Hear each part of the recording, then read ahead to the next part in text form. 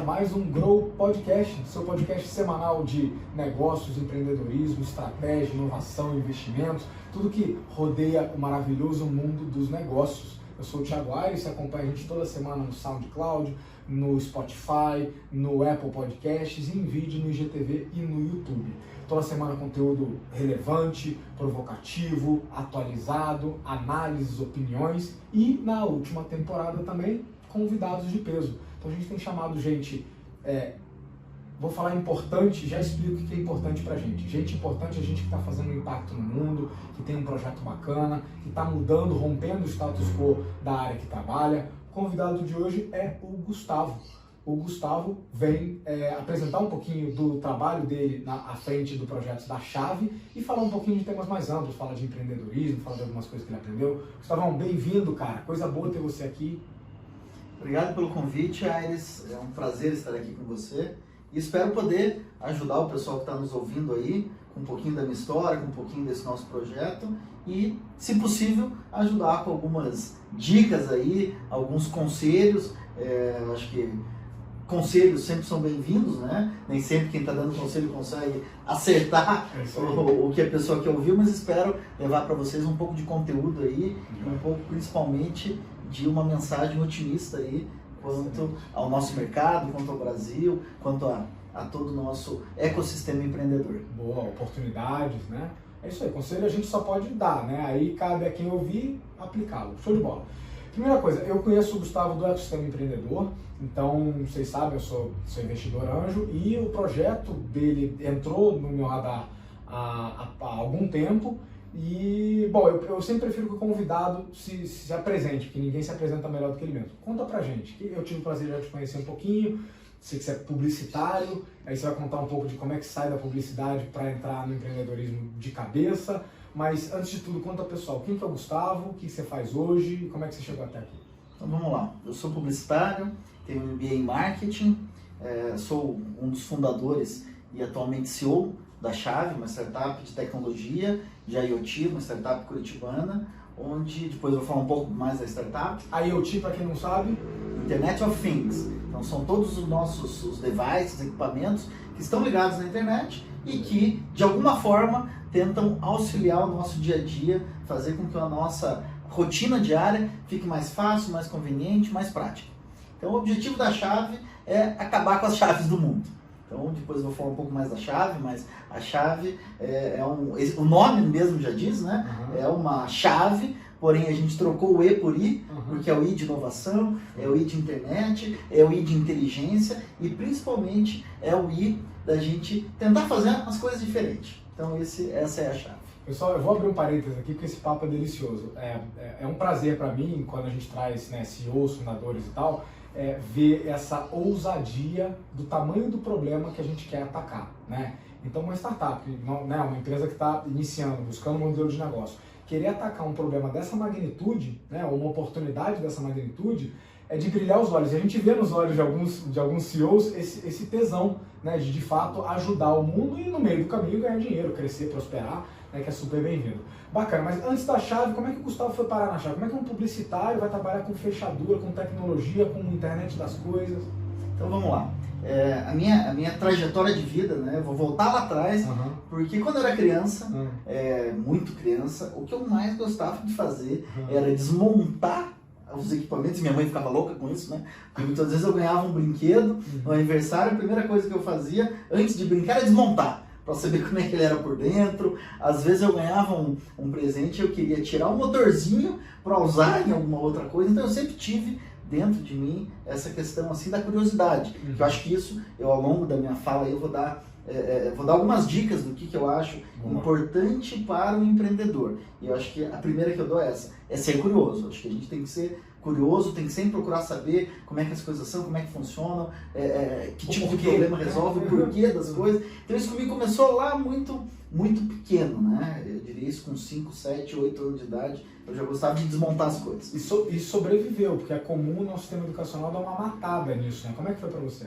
Eu acho que isso pra mim foi uma coisa muito tranquila, porque assim, dentro de casa meus pais sempre me incentivaram a ser curioso, a procurar, a estudar. Aí eu já digo a segunda dica, né? A gente sempre, qualquer coisa que você for fazer, se prepare. Eu acho que nada, você nunca alcança um objetivo sem você se preparar.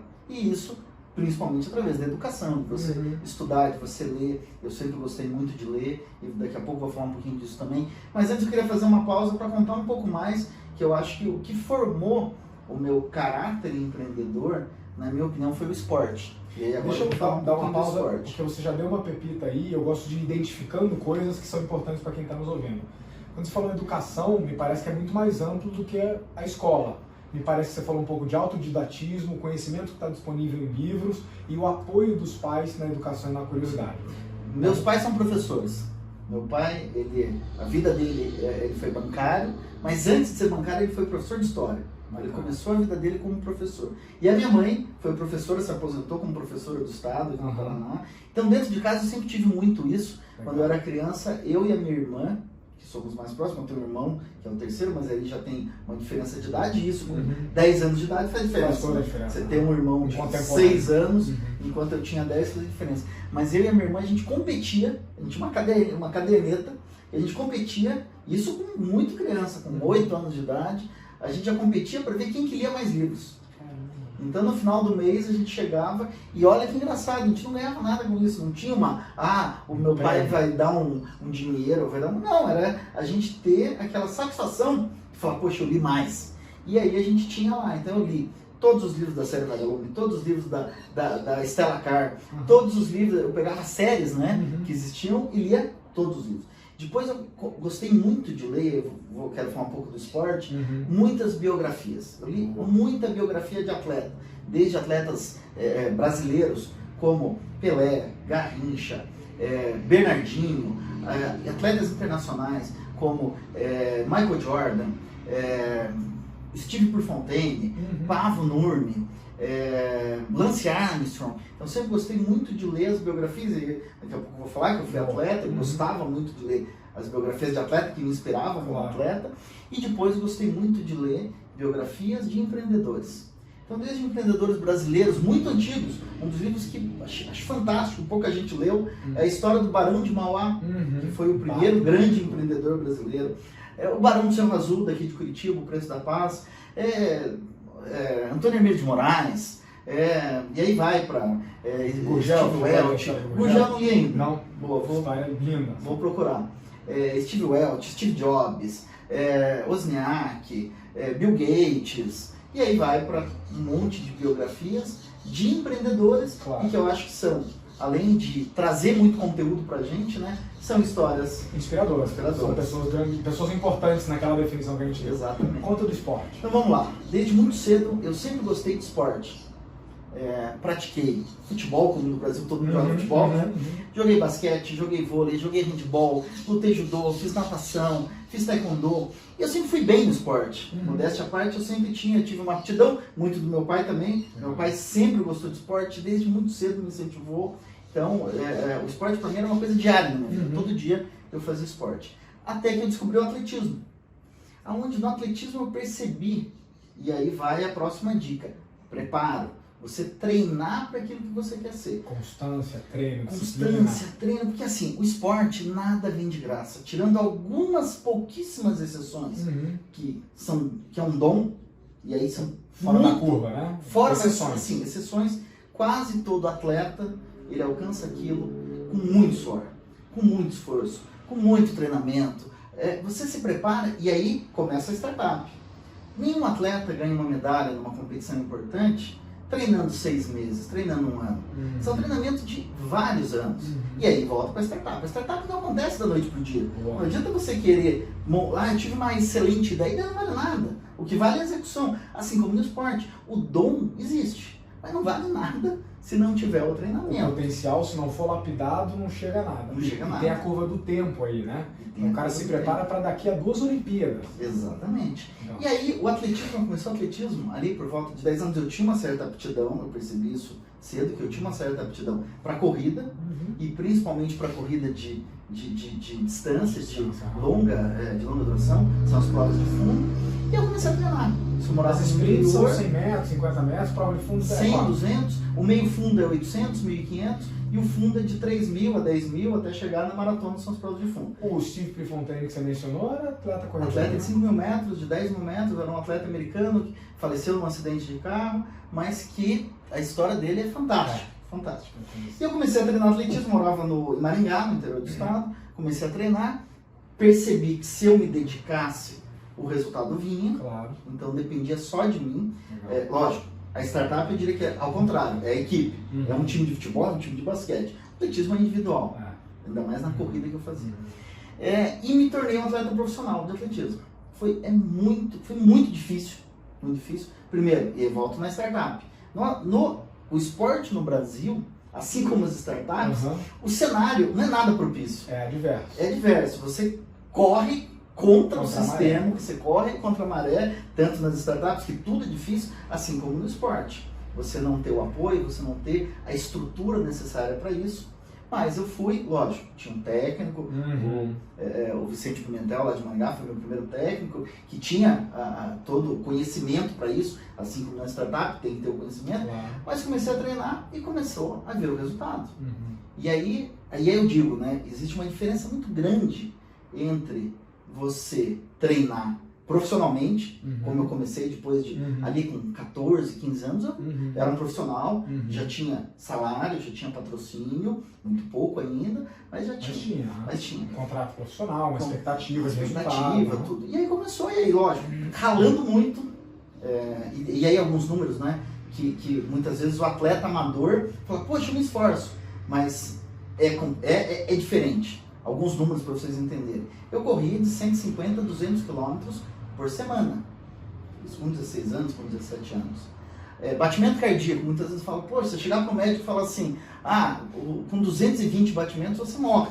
Tanto é que o cálculo que se faz do batimento máximo para quem vai fazer um treino é você pegar 220, dividir a tua idade e esse é o teu teto. Eu várias vezes, na época, isso há mais de 20 anos, né? Não tinha a tecnologia de hoje, mas a gente tinha os relógios polar, que às vezes alguém emprestava, várias vezes eu treinando chegava a 230, 240 batimentos cardíacos por minuto. Tinha dia que eu terminava o treino, que eu deitava na pista e eu pensava assim, se é pra morrer, que morra logo, porque tá doendo tudo. É hoje, né? É hoje. Doía a unha do dedo do pé. Dói muito. E é uma dor constante. Claro. Porque o atleta é aquela vida espartana. Passa a conviver com ela, né? Ela é parte do processo. Todo dia. Não tem dia que você não acorda com dor. E na startup é assim. E na startup é assim. E a startup eu diria assim, né? Você às vezes tem lá com aquela expectativa lá em cima, daqui a pouco vai lá embaixo, daqui a pouco vai lá em cima. E o esporte é assim. O esporte é assim. Várias vezes, eu deixei de ir para uma competição porque eu fiquei em segundo. Se eu ficasse em primeiro, eu ia para a competição. Mas eu fiquei em segundo. E na startup é assim. Muitas vezes você vou fechar um contrato. Não fechou, por um detalhe. Por um detalhe. Agora, o que eu trouxe do esporte para a startup é isso. É você, cada dia se preparar mais. Cada dia, quando eu era atleta, eu pensava, quando eu estava aqui pensando em competições nacionais, poxa, eu vou treinar hoje com mais vontade, que tem alguém no estado de São Paulo que está treinando e eu quero ganhar desse cara. Quando eu passei para um outro nível, eu só pensava nos quenianos. Poxa, eu vou treinar.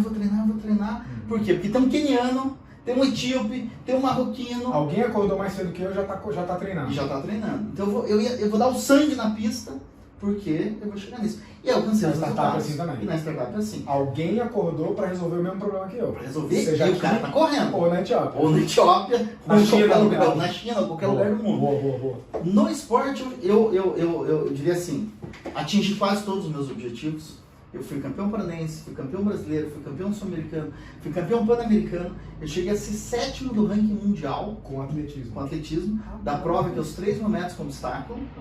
Eu cheguei a ser 7º do ranking mundial. Os 6 primeiros eram quenianos, eram 3 quenianos, 3 etíopes, e eu era o 7º do ranking mundial. Eu tenho recorde brasileiro até hoje, júnior, que ainda é meu, que esse ano fez 26 anos que esse recorde não foi batido. Lógico, você olha hoje pra mim, você fala campeão brasileiro, recordista, com um recorde ainda não batido. E a gente falando em empreendedorismo, podia falar tanta coisa. Cara, que história. Pesava 25 quilos a menos. São detalhes. São detalhes. Hoje você é como é que é? O Usain Bolt? É o nome do cara? É, você é o Usain Bolt. Boa. Conte mais. E Então, aí, como assim, foi essa virada, cara? E aí o esporte, pra mim, eu acho que ele moldou essa minha persistência, essa minha visão de futuro. E mais, no esporte, outro ponto, você nunca pensa em dinheiro. Você nunca. É impossível. Você vê um atleta que chegou lá, e daí geralmente quando o cara chega lá, ele ganha muito dinheiro. Mas se você pegar um atleta no início da carreira e você falar, eu vou te dar dinheiro, não funciona. E a startup é assim também. Exatamente. E aí eu digo, o cenário não está, no Brasil não está preparado para startup. Então eu acho que isso eu também trouxe do esporte. Tanto é que se você chegar para um atleta e falar assim, você prefere hoje ganhar 1 milhão ou ganhar uma medalha na Olimpíada, com certeza o atleta vai falar que quer ganhar medalha. Por quê? Porque é uma satisfação. Você ver o teu trabalho dando resultado, assim como na startup. E quase que uma consequência de um trabalho bem feito. Exatamente. É o treinamento, é a persistência. Bom, o esporte durante mais de 10 anos foi minha vida. Era, como você falou, era dor todo dia, mas não tem nada mais gratificante do que você ganhar. Você chegar em primeiro lugar numa competição que você gostaria de ganhar. Então isso aconteceu, graças a Deus, depois de muito treinamento, aconteceu muito comigo, né? Aí eu acabei indo para o estado de São Paulo, aonde uma equipe de lá me contratou. E aí já o próximo ponto.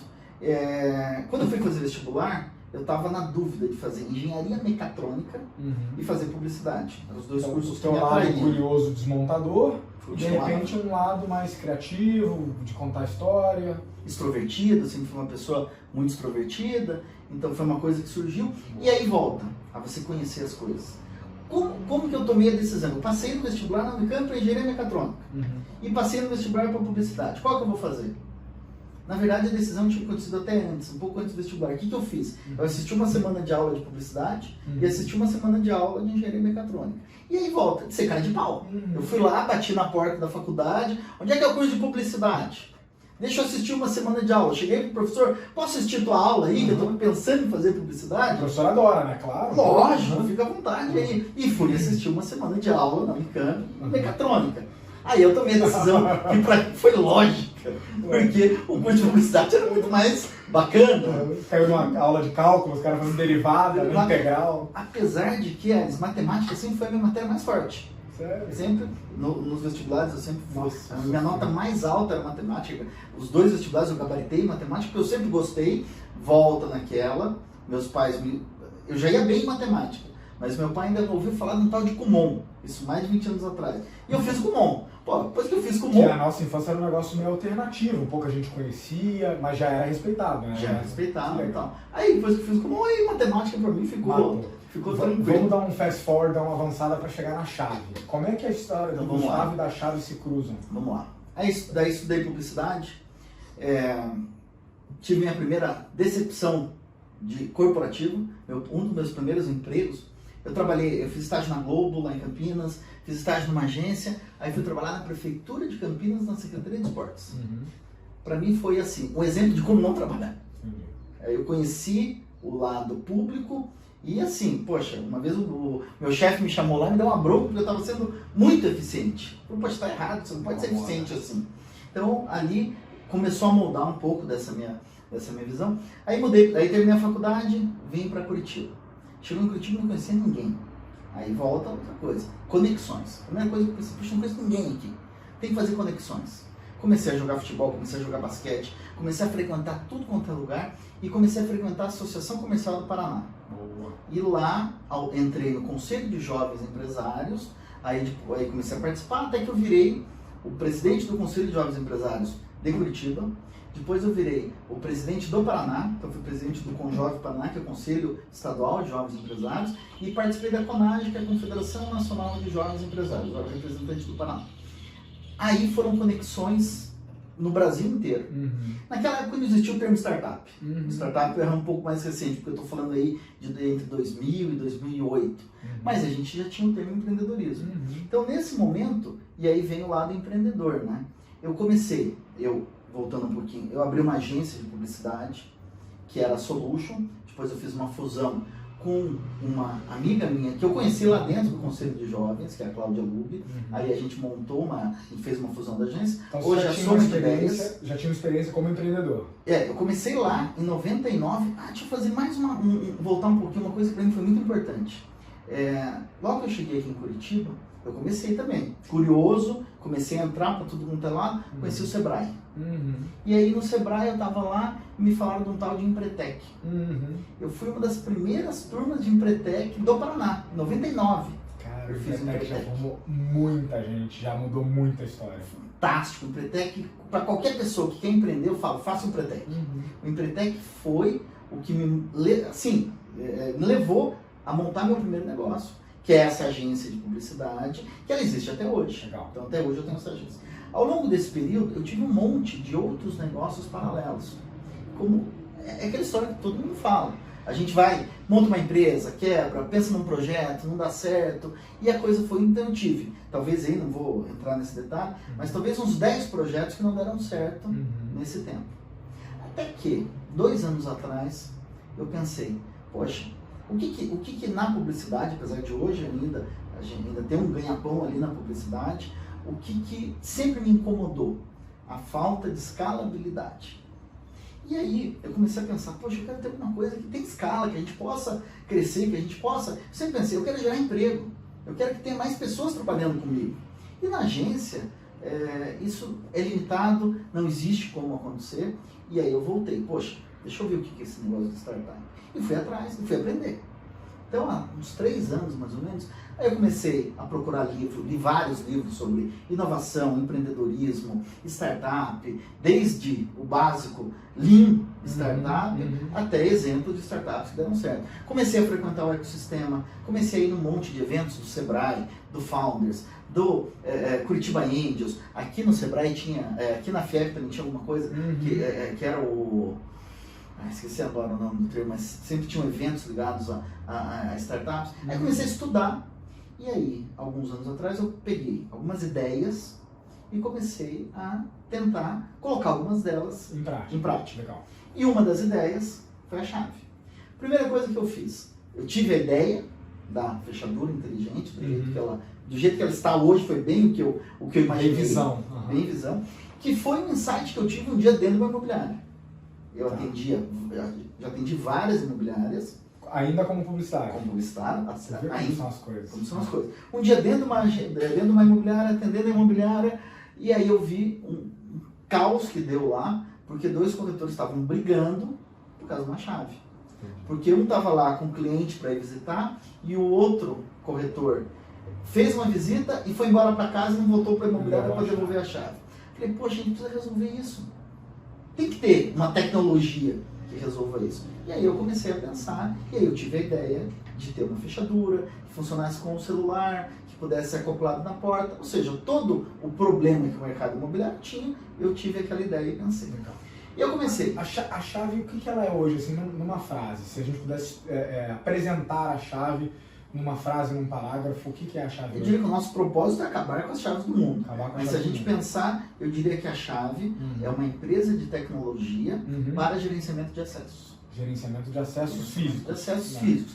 Quer seja qualquer tipo de porta ou janela ou coisa que tem que ser aberta. Então isso envolve fechaduras inteligentes, fechaduras de alta conectividade, certo? Fechaduras temporárias, soluções de conectividade para portões de garagem e por aí vai. Por aí vai. Legal. E sempre pensando no celular, que é o item dispensável, que hoje ninguém sai de casa. Que é a nossa extensão. É a nossa extensão. Colocar todas as chaves dentro do celular. Então toda aquela facilidade que o Uber trouxe para a palma da mão, que outros mercados trouxeram para a palma da mão, você trouxe para acesso em geral. Para acesso de uma maneira. Excelente, legal. Bom, aí eu estava com aquela ideia, eu falei, poxa, eu quero colocar isso em prática.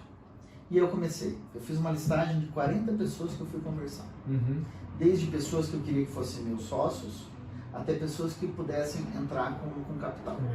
Na época eu estava procurando 50 mil reais porque nesse meio aí, eu achei uma pessoa, porque eu não sou engenheiro, sou publicitário, poxa, eu preciso achar alguém fácil. Outra dica aí, a gente não sabe de tudo, mas tudo. você ter identificado o problema, alguém sabia mais de gerar uma solução para ele. Não, eu diria assim, eu não sei nada na chave, eu digo o seguinte, eu sou o office boy da chave, o que eu faço é conectar as pessoas e levar as coisas para as pessoas fazerem. Boa. E encontrar as pessoas certas. Volto lá, um cara que, o Ross Perot, que era o dono da Texas Instruments, no livro dele, ele diz isso. Perguntaram para ele, qual que é a tua principal qualidade? Ele fala, eu sei contratar as pessoas certas. Beleza.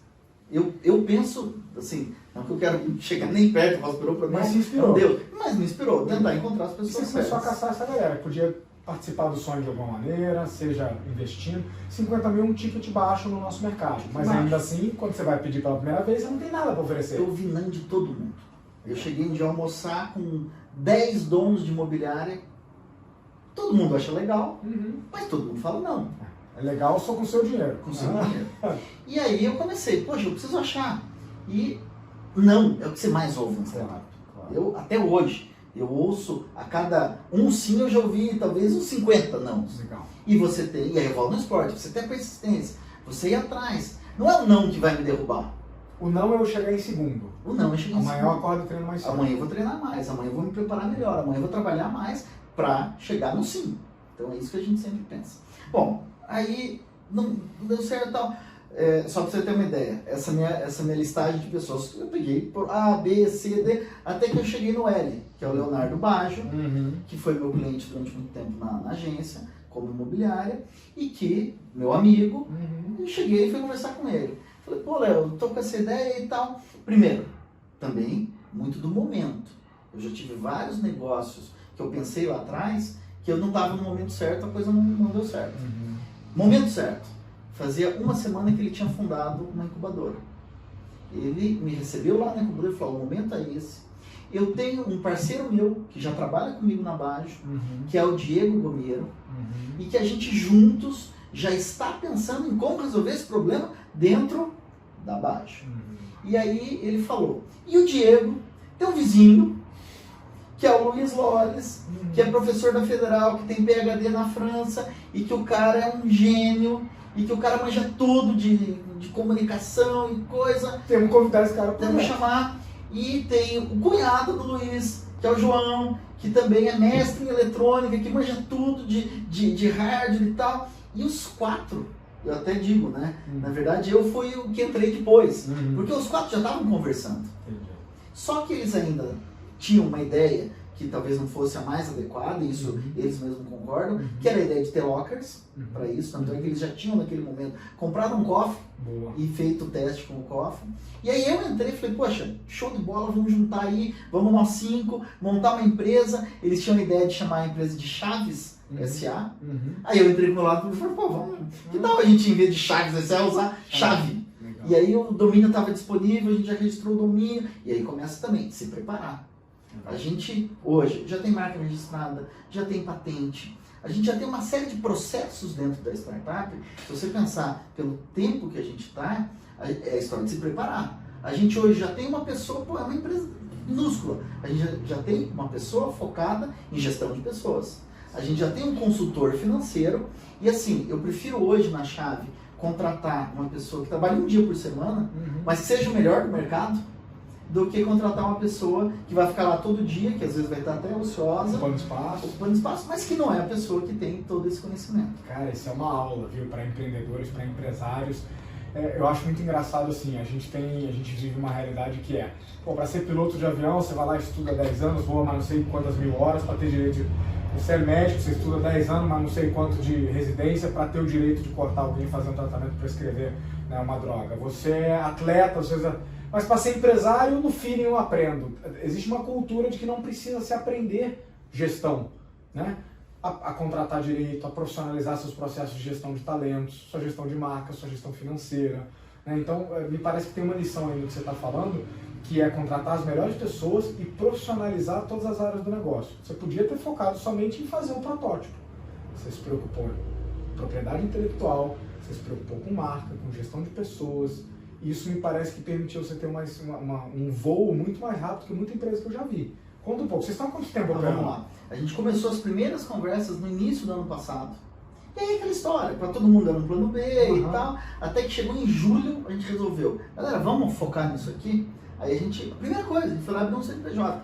Todo mundo fala, não, vamos deixar, não. Vamos abrir já um CNPJ, porque vamos ter uma conta em banco, vamos ter a parte financeira desde do dia zero. Que você ia precisar para fazer prova de conceito.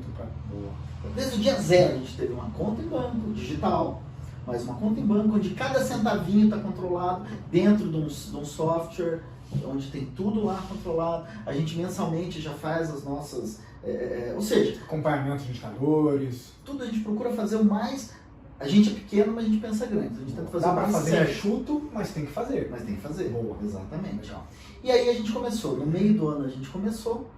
E eu diria assim, o final, nos últimos 6 meses do ano passado, a gente foi nessa. Se encontrava, mas daí entra também no trabalho. A gente se encontrava todo dia à noite, toda quarta-feira. Toda quarta-feira tem jogo de futebol, tem jogo da Libertadores. Gente, o foco é aqui.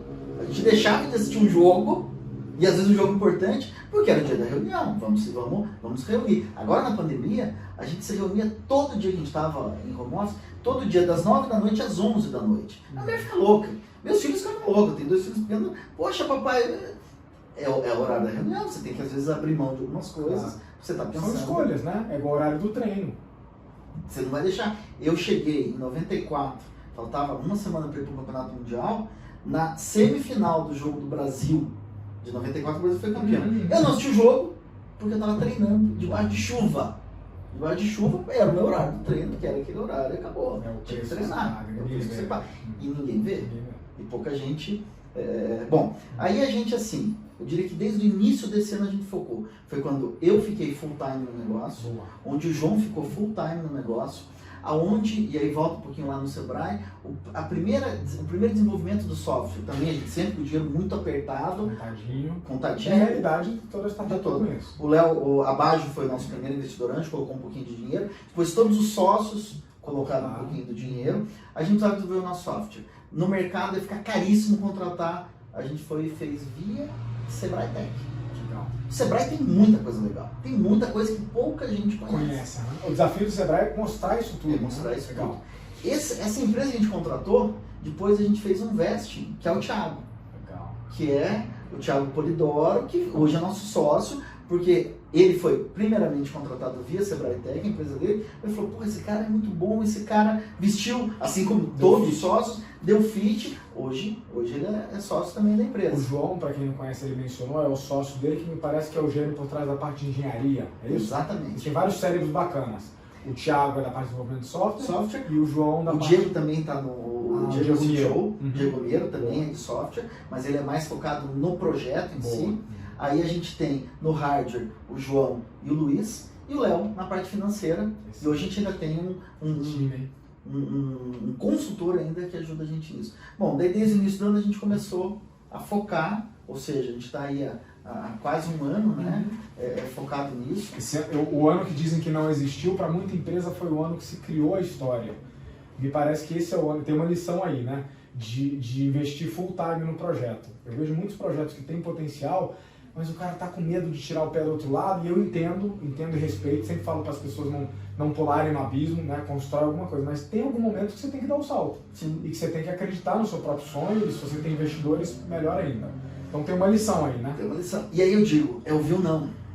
E aí, nesse meio do caminho, a gente sempre usou dinheiro, startup sempre usa dinheiro. Sempre. E eu volto lá no esporte. Se eu, como atleta, sempre dependesse do patrocínio, eu nunca teria chegado onde eu cheguei no esporte. E a gente também, porque a gente começou a empresa, teve ali esse comecinho, mas agora, recentemente, a gente precisava fazer um salto, que é o ponto que a gente está agora. A gente precisava fazer o nosso primeiro lote. E para isso precisa fazer os moldes, que são caros, contratar empresa de eletrônica, ou seja, estava no montante mais. Um investimento mais pesado. Mais pesado. A gente começou lá atrás, aí atrás dos investidores. Boa. Eu falei a eles com 50 possíveis investidores. E um parceiro nosso falou com mais 40, ou seja, a gente falou quase com 90 pessoas. 89 falaram não. E aí que eu digo que o Brasil não está preparado para isso, porque ninguém veio aqui conhecer a gente. Todo mundo, todos que eu falei, quanto vocês faturam por mês? Zero. A gente não tinha cliente, a gente não tem produto, a gente não tem faturamento. Todo mundo falava, voltem aqui quando vocês estiverem faturando entre 20 e 50 mil. Mas ninguém foi na startup olhar. E aí a gente encontrou um investidor, que é um fundador do Grupo Positivo, que foi a primeira pessoa que olhou e ele nem gosta de tecnologia. Para ele, eu podia levar lá, ó, nós estamos fazendo tal coisa. Foi o cara que não quis olhar o produto. Ele olhou o time, ele olhou o problema, ele olhou o mercado, e ele olhou e falou assim, eu confio em vocês. Eu sei que vocês vão resolver o problema. Eu percebo que vocês têm condições de, e se não for esse o produto, vocês vão pivotar e vão achar um produto, e com esse time que está aqui, vocês vão fazer acontecer.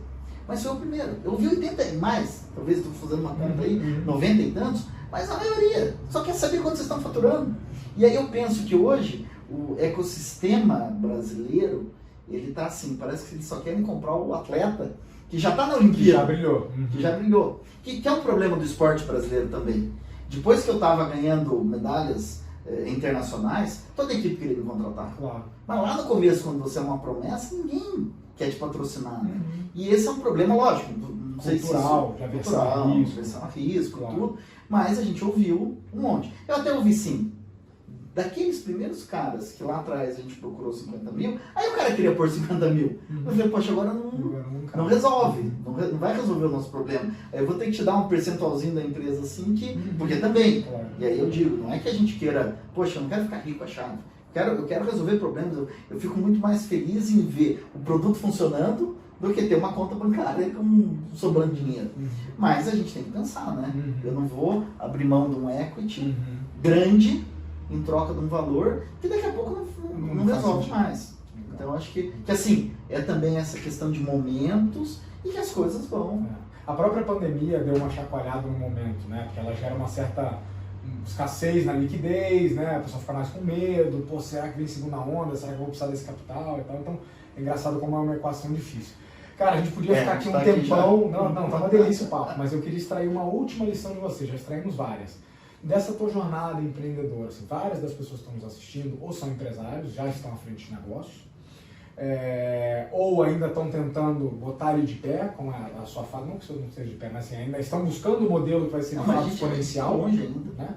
Ou pessoas que às vezes ainda estão numa carreira corporativa, mas assim, pensam em empreender ou até pegam um conceito de empreendedorismo para a sua própria carreira, né?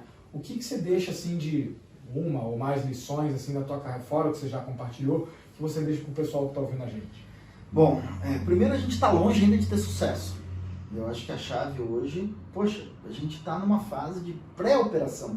A gente nem se lançou no mercado ainda. Mas a mensagem que eu quero deixar é de otimismo. Eu acredito muito no Brasil. Eu acredito muito no brasileiro. A gente tem um cenário totalmente adverso. O cenário brasileiro ele é contra o empreendedorismo. É anti-empreendedorismo. Mas o brasileiro, ele não acredita nisso. Ele acredita nele mesmo. E ele acredita que se trabalhar, e aí eu digo, você trabalhando, não é fácil, não é nada fácil ser empreendedor. Você é um ET. E aí eu digo, mesmo na minha família, meu pai e minha mãe sempre foram funcionários públicos. Meu pai, até bem pouco tempo atrás, ele chegava no domingo e me mostrava classificados do jornal, porque eu nunca tive emprego, minha vida eu fui empreendedor. E ele chegava no jornal de domingo, quando ainda tinha classificados, marcado, Gustavo, tem vaga em tal empresa, você não quer ir lá fazer uma entrevista?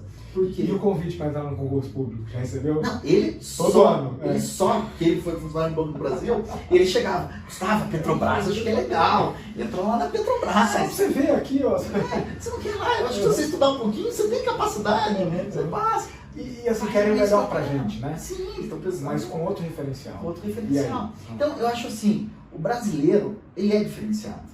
Eu acho que o brasileiro, para qualquer lugar do mundo que ele for, ele se reinventa, ele se encaixa, ele resolve os problemas. Então, brasileiro, e aí eu digo para todo mundo que está pensando em começar um negócio, comece o negócio, vá atrás dos seus sonhos. Com preparação, com responsabilidade, estude, conheça o mercado que você vai entrar, faça conexões. Eu acho que o principal hoje, a principal riqueza que uma pessoa pode ter hoje são as conexões. É você conhecer pessoas. Porque você conhece outras pessoas que podem te apoiar ou te conectar com quem pode te apoiar. Que vão abrir portas, que vão facilitar as coisas.